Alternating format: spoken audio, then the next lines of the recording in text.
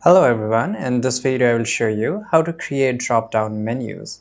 Well, this is really easy, so let me explain you how it looks like.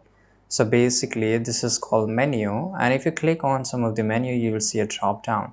So those are called nested menus. I will explain both of the menus right here.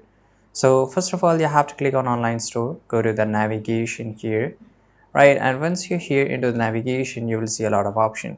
So this is basically our main menu, the menu which is available here, and inside that menu you can see home, catalog, contact and about us. So if you want to create a menu, just click on here. I will just write here example menu, right? And I will do nothing. If you want to add your products or homepage, anything, you can add it, but I will do nothing here. I will click on add, right? So if you don't add a link or something you will get a problem. So let's say I will add it here homepage, and here you can see example menu here.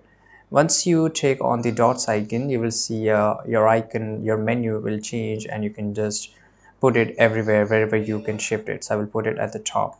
Now how I can create a nested menu? So we will just create on here, add menu item here.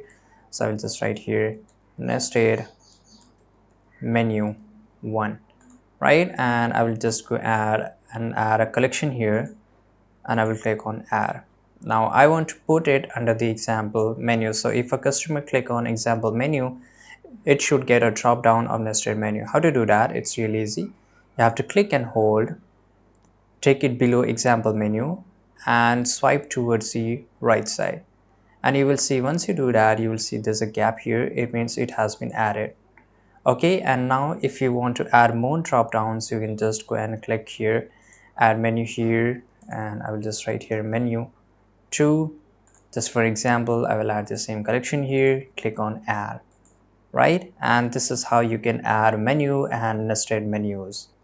So this is it guys. I hope you found this video very useful. Subscribe.